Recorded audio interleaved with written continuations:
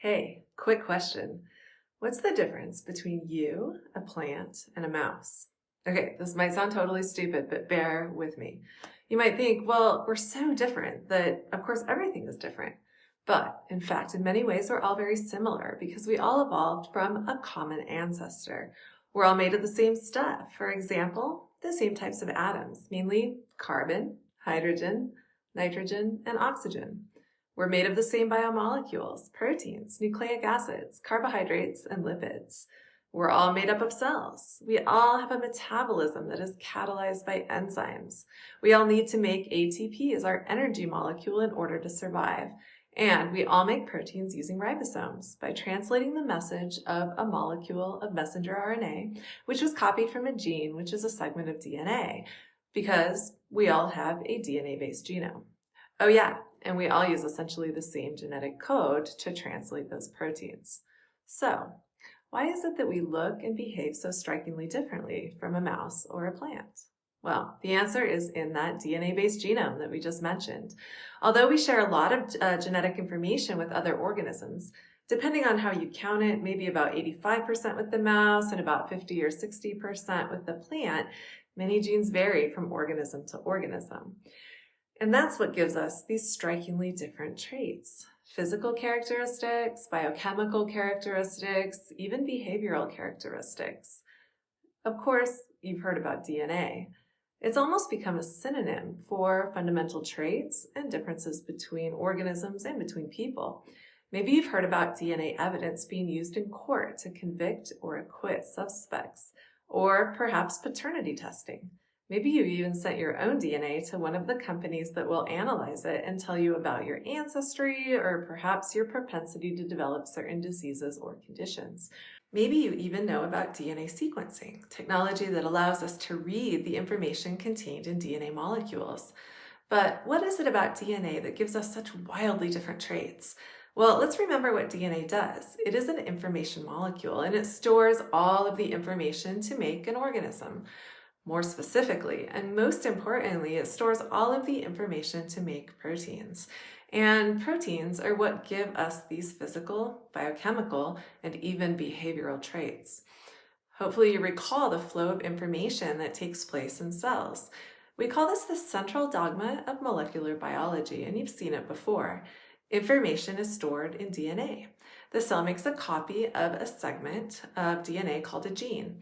A gene is a segment of DNA that codes for a functional molecule. We most often think of this as being a protein, but sometimes it's a non-coding RNA, meaning an RNA molecule that has its own function and isn't going to be used to produce a protein. This would include molecules like transfer RNA, tRNA, ribosomal RNA, and microRNA.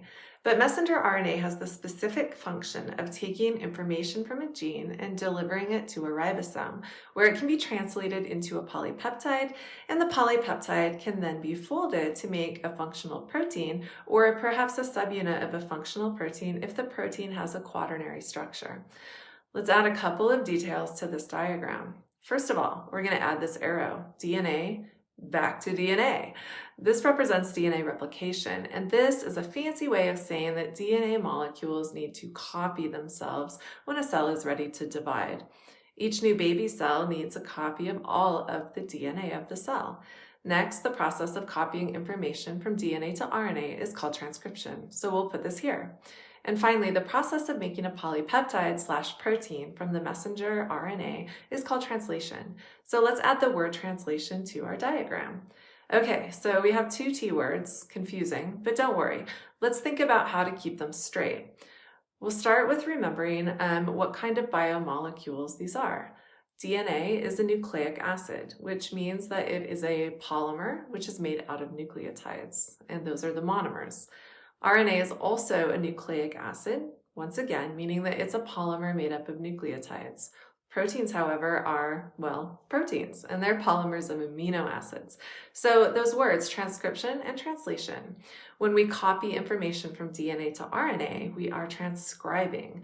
We are copying information in the same language, which is the language of nucleotides. Just like if you're copying down what I'm saying right now in English, you are transcribing it, okay? You're making a copy in the same language, but in a different format. But if you're writing in a different language, then you are translating it. And that's what the ribosome is doing when it takes a molecule of RNA and uses the information to make a polypeptide. It is translating from the language of nucleotides into the language of amino acids. And guess what? We're going to learn to read that language really soon. But for now, let's go back to our relatives. We look different from other organisms on Earth because of which genes we're expressing. Different genes means different proteins, which means different traits. But of course, don't forget there are similarities as well, profound similarities, and those similarities are also encoded in DNA.